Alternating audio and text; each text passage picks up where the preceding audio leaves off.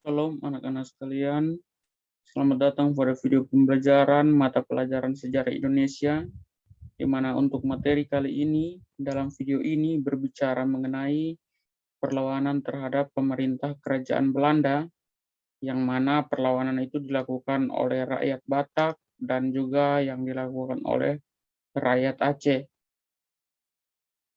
Untuk itu, mari kita lihat secara jelas pada video berikut ini.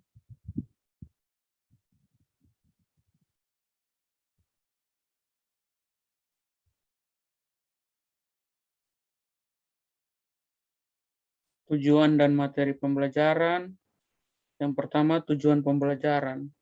Setelah kegiatan pembelajaran ini, diharapkan kalian dapat menganalisis strategi perlawanan bangsa Indonesia terhadap penjajahan bangsa Belanda sampai dengan abad ke-20, serta menyajikan cerita sejarah perlawanan bangsa Indonesia menghadapi bangsa Eropa. Dari tujuan pembelajaran tersebut, maka yang kedua adalah materi pembelajaran. Untuk materi pembelajaran sendiri dibagi menjadi dua. Yang pertama, perlawanan rakyat Batak yang dipimpin oleh Sisingamangaraja ke-12.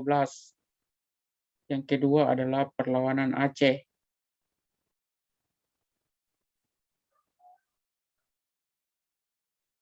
Yang pertama, Perang Batak.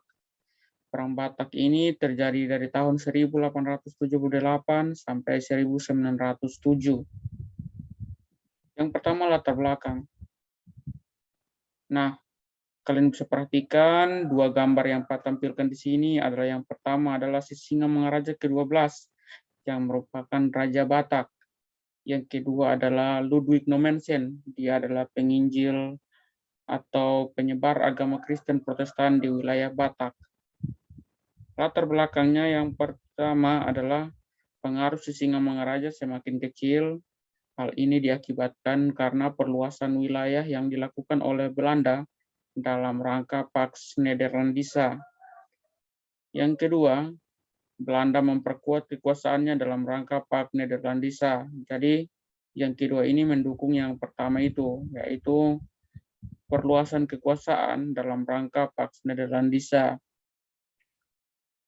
Di Pax Nederlandisa itu adalah sebuah misi untuk menyatukan seluruh wilayah kekuasaan Belanda di Indonesia. Yang ketiga adalah penolakan upaya kristenisasi oleh Sending Belanda. Nah, upaya kristenisasi yang dilakukan oleh Belanda itu disebut Sending. Yang melakukannya adalah Ludwig Nommensen ini.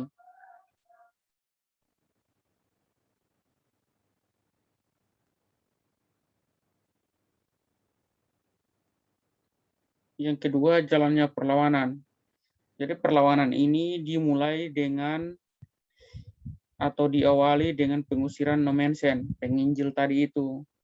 Maka Nommensen kemudian melaporkan atau mengadukan perlakuan tersebut kepada Belanda. Sebagai respon, maka tanggal 6 Februari 1878, pasukan Belanda datang untuk membantu. Nah, ketika sampai, maka Belanda memprovokasi Raja Batak, yakni Sisingamangaraja, sehingga tanggal 16 Februari 1878 pecah perang antara rakyat Batak yang dipimpin oleh Sisingamangaraja ke-12 melawan Belanda. Dalam perkembangannya, pada Desember 1878, pasukan Sisingamangaraja ke-12 bergabung dengan pasukan Aceh untuk menyerang Belanda. Tahun 1880-an ternyata kekuatan kedua belah pihak masih seimbang. Akhir perlawanan, yang pertama perlawanan Sisingamangaraja ke-12 mulai meredup sejak wilayah Huta Paong diduduki oleh Belanda. Upaya untuk penangkapan Sisingamangaraja sendiri dilakukan dengan mendatangkan regu pencari jejak dari Senegal, Afrika. Tahun 1907, Belanda dapat mengepung Sisingamangaraja sehingga terjadi perang sampai titik darah penghabisan. Nah, dalam perang tersebut ternyata Sisingamangaraja tewas. Sehingga dengan itu maka berakhirnya Perang Batak dan Batak dikuasai oleh Belanda, sehingga wilayah Batak juga dimasukkan ke dalam Pax Nederlandisa Belanda.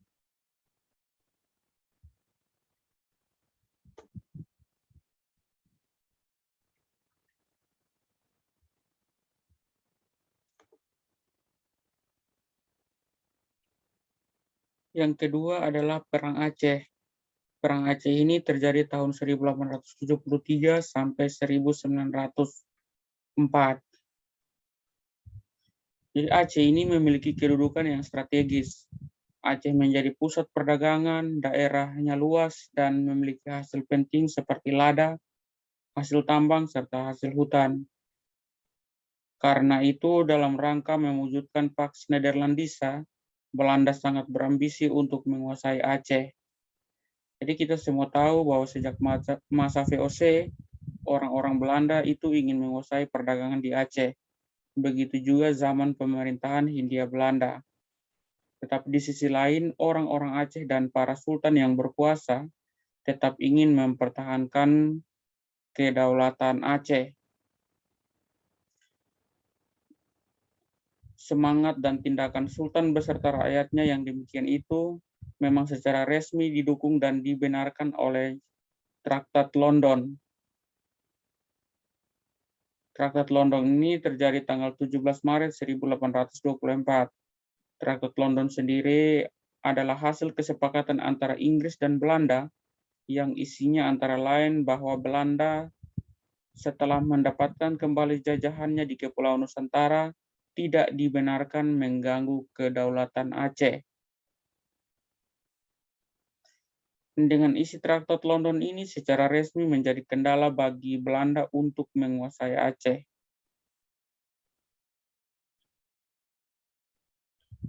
Nah, latar belakang terjadinya Perang Aceh yang pertama, ambisi Belanda untuk menguasai Aceh, maka dilakukan dengan cara yang pertama, ditandatanganinya Traktat Siak pada 1 Februari 1858.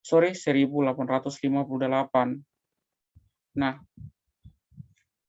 Traktat Siak ini isinya antara lain Siak mengakui kedaulatan Hindia Belanda di Sumatera Timur. Ini artinya daerah-daerah yang berada di bawah pengaruh Siak seperti Deli, Asahan, Kampar, dan Indragiri berada di bawah dominasi Hindia Belanda. Padahal daerah-daerah itu sebenarnya berada di bawah lindungan Kesultanan Aceh.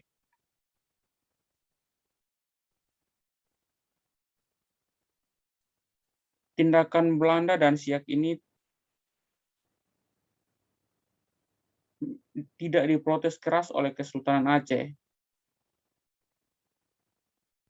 Namun perkembangan politik yang semakin memohok Kesultanan Aceh adalah ditandatangani Traktat Sumatera antara Belanda dan Inggris pada tanggal 2 November 1871.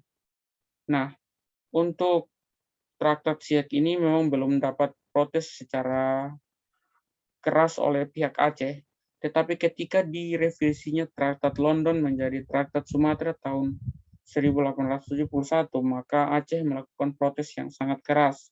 Kenapa demikian? Karena semula Traktat London yang berbunyi Belanda setelah mendapatkan kembali jajahannya di Kepulauan Nusantara tidak dibenarkan mengganggu kedaulatan Aceh.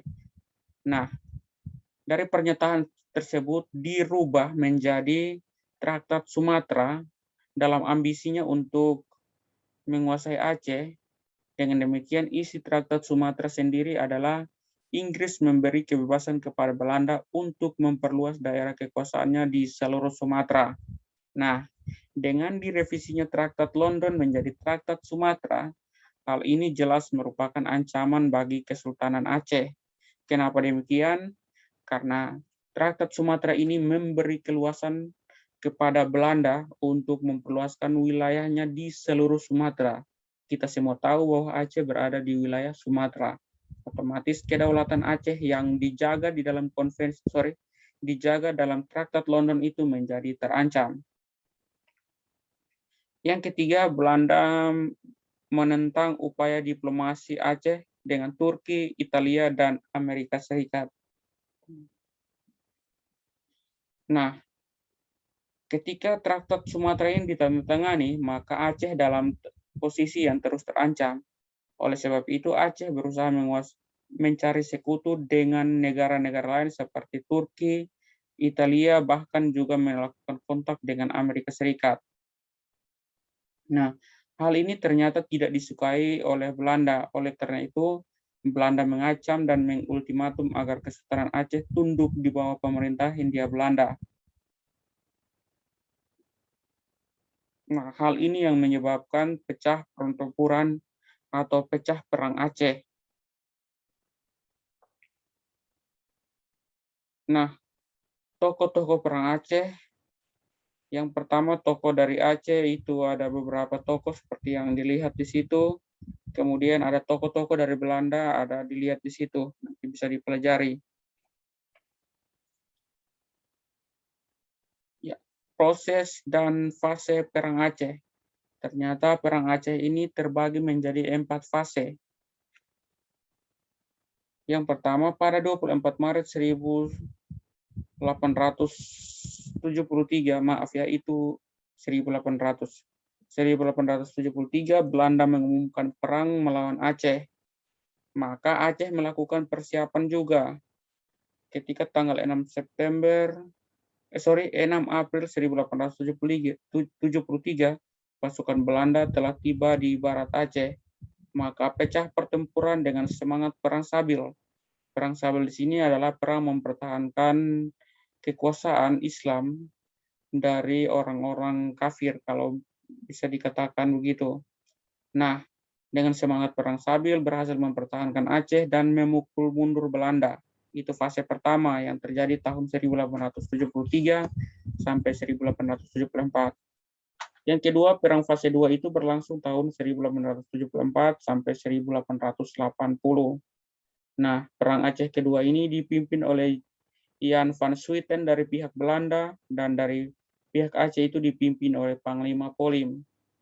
Nah, dalam perang ini pasukan Belanda berhasil membakar Masjid Raya Baitur Rahman dan menguasai istana. Namun Sultan dan ulama mundur ke daerah hutan dan bergerilya.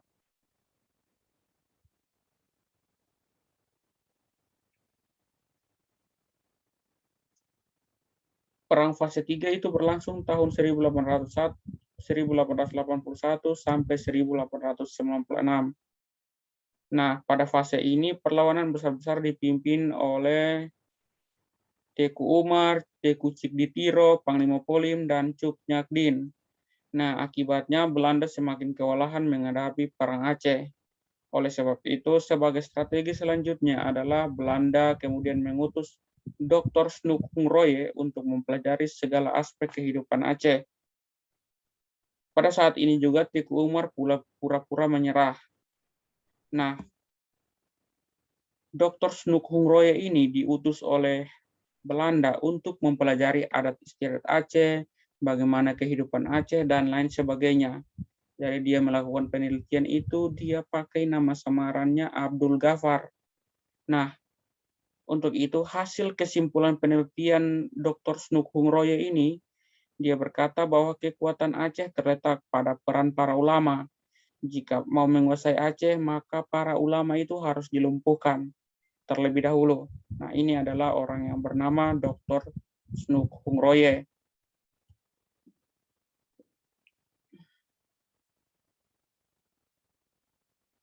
Nah, fase keempat dan akhir. Perlawanan terus berlanjut.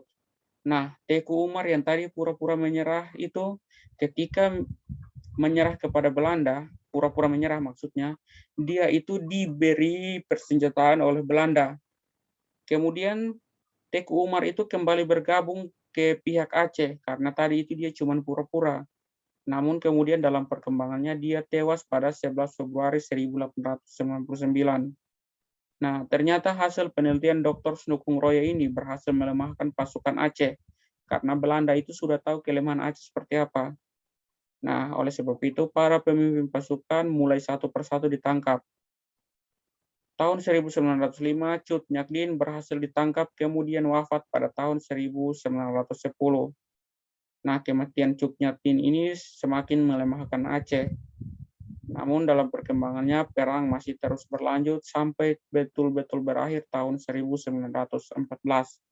Dengan demikian, maka Aceh dapat dikuasai oleh Belanda. Sekian dan terima kasih untuk materi hari ini.